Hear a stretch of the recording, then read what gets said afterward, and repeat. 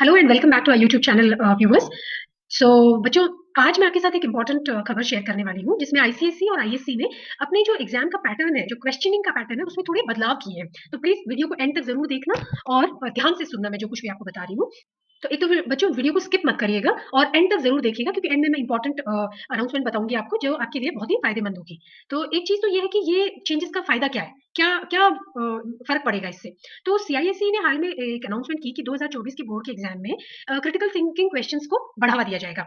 जिसमें आप सोचें कि आपने जो पढ़ा है उसका एप्लीकेशन क्या है? उसका रियल लाइफ़ में क्या यूज़ है?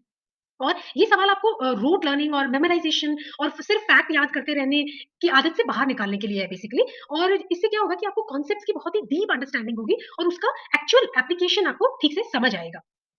और इसकी ज़रूरत बोर्ड को क्यों महसूस हो रही है? क्योंकि बच्चों देखो, अगर आप कोई भी फर्दर स्टडीज़ करना चाहते हो तो उसके लिए आपको कॉम्पिटिटिव एग्ज़ाम तो देना ही पड़ेगा। और जो कॉम्पिटिटिव एग्ज़ाम्स हैं, वो आपकी रोट लर्निंग या मेमोरी बेस्ड टाइप के क्वेश्चन्स पे बेस्ड नहीं होते हैं। उसमें आपको कॉन्सेप्ट को बहुत ही डीपली अंडरस्टैंडिंग अगर आपकी होती है, तभी आप वो एग्ज़ाम्स में सही आंसरिंग कर पाते हैं। तो इसी मकसद से बेसिकली इन्होंने ये चेंज किया है और मैं तो कहती हूँ ये बहुत ही अच्छा है कि हर वक़्त रटते रहने से बेहतर है कि चीज़ों को समझ के उनका इस्तेमाल एक्चुअली कैसे होगा, वो आप अगर आंसर कर पाएँ। तो जैसे मैं आपको इंग्लिश की वीडियोज़ में मीनिंग तो बताती हूँ, लेकिन उस मीनिंग से कई तरह के क्रिटिकल थिंकिंग क्वेश्चंस होते हैं। जैसे अपन अगर एक अपना पोएम ले लें डैफोडिल्स, तो उसका मेन क्रिटिकल थिंकिंग क्या है? उससे क्या एनालाइज़ करते हैं हम कि नेचर का ह्यूमन्स पे या ह्यूमन माइंड पे क्या इम्पैक्ट पड़ता है। तो उस पे बेस्ड क्वेश्चन भी बहुत तरह के बनाए जा सकते हैं। क्या हो गया है ना बच्चों, आजकल सभी एग्जाम्स, मतलब if you notice most of the competitive exams are analytical based questions type and मतलब उसमें क्या होता है, आप डायरेक्ट रट रट कर आंसर नहीं कर सकते हो। अगर आपने कॉन्सेप्ट्स को ठीक से नहीं समझा है, उनकी एप्लीकेशन आपको समझ नहीं आती है, then you will not be able to attempt those questions. तो इसी मकसद से आईसीएसई ये चेंजेस लेकर आ रहा है। तो इनका मानना है कि इनफैक्ट मेरा भी यही मानना है कि जब आप एनालिटिकल, मतलब जिनमें आपको सोच कर जवाब देना पड़े, आप अपनी समझ से जवाब देते हो, तो ये आपके सब्जेक्ट को बेहतर समझने में मदद करता है और लंबे समय तक चीजें आपके दिमाग में भी रहती है, क्योंकि आपने उनका एप्लीकेशन को समझ लिया है, उनकी यूज़ या को समझ लिया है, ये क्यों होता है, कैसे होता है, ये नहीं हो तो क्या होगा, ये होगा तो क्या होगा? जब आप चीज़ों को इस तरह से समझना शुरू करते हो, तो आपका अंडरस्टैंडिंग बहुत लंबे समय तक रहता है और आप कॉन्सेप्ट को जल्दी से भूलते नहीं हो। और इसके अलावा ये आपकी रोज़मर्रा की ज़िंदगी से रिलेटेड चीज़ें ही हैं बच्चों, लेकिन होता क्या है ना, हम उनको हर वक़्त मेमोराइज़ करने की कोशिश करते रहते हैं और चीज़ों को समझते नहीं हैं। अगर हम समझने की कोशिश करें तो चीज़ें बड़ी आसान लगने लगती हैं। जैसे कि आपको एक एग्ज़ाम्पल दूँ, आपका एक चैप्टर है बायो में, जिसमें कि प्लांट हार्मोन्स के बारे में आपको पढ़ाया जाएगा। तो अगर आप जिस वक़्त आप वो चैप्टर पढ़ो, अगर आप एक दिन वो चैप्टर की रीडिंग हो जाए या आपके टीचर्स आपको समझा दें, उसके बाद आप देखिएगा, बाहर जाइए, पौधों को ऑब्ज़र्व कीजिए। आप कभी भी ये नहीं भूलेंगे कि वो कौन से हार्मोन्स हैं जो उस प्लांट की ग्रोथ में या उसकी कम ग्रोथ में या पत्तों के गिर जाने में या फ्रूट की राइपनिंग में कौन से ऐसे हार्मोन्स हैं जो मदद करते हैं, ये आप तब बेहतर सीख पाओगे जब आप अपने आस-पास की चीज़ों को ऑब्ज़र्व करना शुरू कर दोगे। जैसे उसमें एक हार्मोन होता है ऑक्सिन, तो अब ऑक्सिन क्या करता है बच्चों, किसी भी प्लांट के टिप को बढ़ने में मदद करता है। अब आप कोई भी पौधा उग रहा है, आप देखो कैसे ऑक्सिन प्लस सनलाइट क्या रोल अदा कर रहा है, कैसे वो मूवमेंट हो रहा है। तो यही एनालिटिकल थिंकिंग होती है, यही क्रिटिकल थिंकिंग होती है बच्चों।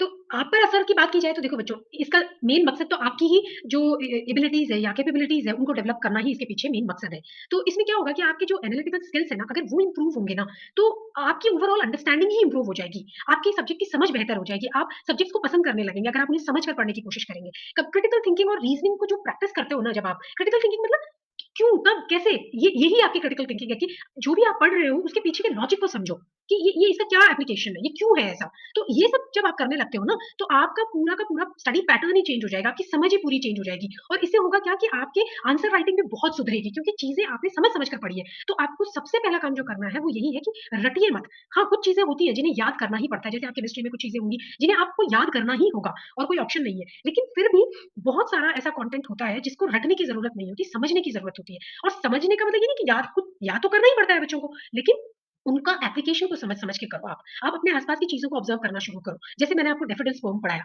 बच्चों, डैफ़ोडिल्स पोएम का मेन थीम क्या है कि कैसे नेचर हमारे दिमाग पर असर डालता है। कैसे वो हमें एक उदासी के माहौल से बहुत ही खुशी वाले माहौल में ट्रांसफ़ॉर्म कर देता है। या नेचर की क्या इम्पोर्टेंस है, जैसे 9th में आपने पढ़ा था the heart of the tree, तो क्या था वो लेसन? वो बेसिकली आपको ये समझा रहा था कि पेड़ लगाना क्यों ज़रूरी है। तो जब आप इन चीज़ों को अपने आप से रिलेट कर पढ़ेंगे और समझेंगे, तो डेफ़िनिटली आपका आंसर राइटिंग भी बेहतर होगा। तो यही सब चीज़ों को सोचते हुए बोर्ड ये चेंजेज़ कर रहा है। तो जो मैंने आपको कहा था ना लास्ट में मैं आपको एक इम्पोर्टेंट चीज़ बताऊँगी, तो बच्चों वो ये है कि देखो मोस्टली जो 10th के बच्चे होते हैं या 12th के बच्चे होते हैं, उनकी आदत होती ही है कि वो प्रीवियस ईयर क्वेश्चन्स प्रैक्टिस करते हैं और वो करना भी चाहिए। उससे आपको एक आइडिया मिलता है कि कैसे क्वेश्चन आते हैं, कैसे हमें उनकी आंसर राइटिंग करनी चाहिए। जैसे अगर आप लोगों ने नहीं देखा है तो प्यूपिल एनालिसिस ज़रूर देखिएगा। वो आपको बहुत क्लियर कट आपको समझा देगा कि कैसे आंसर राइटिंग होती है बोर्ड में। ये सीआईएससी की वेबसाइट पे ही है, प्यूपिल एनालिसिस करके एक फ़ोल्डर है, आप 100% उसको चेक कीजिएगा। ओके, अब आपको इसके लिए क्या तैयारी करनी है? तो देखो, पहली बात तो ये है कि जब सीआईएससी कह रहा है कि वो बदलाव लाएगा, तो ऐसा तो नहीं है कि कहीं से रैंडम उठ के कुछ भी होने लगेगा। वो उसके लिए आप लोगों को या फिर आपके स्कूल को directly model question papers website पे भी डालेगा और हो सकता है कि कुछ मटीरियल ऐसा होता है जो प्रिंसिपल्स को भेजा जाता है डायरेक्टली। तो आपके टीचर्स ज़रूर आपको उन चीज़ों में जो भी चेंजेस होंगे, वो आपको क्लास में नोटिफाई करते रहेंगे। लेकिन आप अपने लेवल पे भी जो वेबसाइट है सीआईएससी की, वो रेगुलरली चेक करते रहा करिए। At least once in a week आपको देखना ही चाहिए उसको कि कुछ नया आपके लिए इन्फॉर्मेशन आया है क्या? आपको सिलेबस भी देखना चाहिए पढ़ते वक़्त। उसके अलावा आपके टीचर्स आपको रेगुलरली अपडेट करेंगे, उसमें कोई दो राय नहीं है।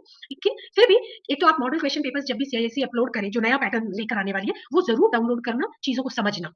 अगर आपको नहीं आता है, तो आप मेरे चैनल पे भी क्वेश्चन्स लिख सकते हो, आप क्या जानना चाहते हो, मैं आपको ज़रूर उसमें मदद करूँगी। उसके अलावा आपके टीचर्स भी आपके लिए हमेशा अवेलेबल हैं, वो आपको हमेशा हर तरह से मदद करने की कोशिश ज़रूर करते हैं। तो इसमें जब भी आपका असेसमेंट होगा, जो आपके स्कूल के क्वेश्चन पेपर्स बनेंगे, उनमें भी ये चेंजेस लाए जाएँगे क्योंकि बोर्ड ने कहा है तो जो पेपर बनेंगे वो भी तो उसी पैटर्न पे बनेंगे, तो आप उन पेपर्स को भी एंड तक प्रैक्टिस करिएगा, जो चीज़ें आपको आ गई बहुत अच्छी बात है, नहीं आई तो उनको बेटर आप अपने टीचर से पूछो और क्लैरिफाई करो कि एग्ज़ैक्टली कैसे आंसर लिखना है इनका। क्योंकि सीआईएसई में बच्चों एक बात बड़ी इंपॉर्टेंट है और वो है कीवर्ड्स। अगर आप कीवर्ड्स नहीं लिखते हो और लंबी-चौड़ी कहानी लिखकर आ जाते हो, then it's not going to help you in any way. So you must write the keywords that is extremely important in ICSE exam.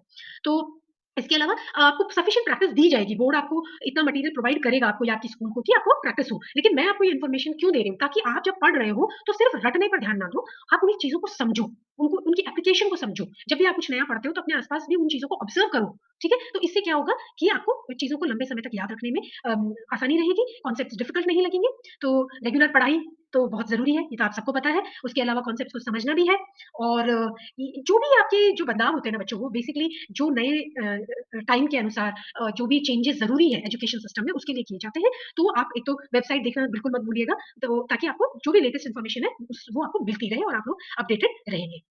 इस नोटिफ़िकेशन का जो लिंक है बच्चों, वो मैं इसमें अपने डिस्क्रिप्शन में नीचे डाल दूँगी, तो आप उस पे क्लिक करके वेबसाइट पे डायरेक्टली जाके चेक कर सकते हो कि एग्ज़ैक्टली बोर्ड ने क्या अनाउंसमेंट किया है और उसके अलावा इसका एक पीडीएफ मैं मेरे चैनल फ्लुएंट फ्रेंज़ी के टेलीग्राम चैनल पे भी अपलोड कर दूँगी, आप चाहें तो वहाँ से भी डाउनलोड कर सकते हैं। तो थैंक यू सो मच।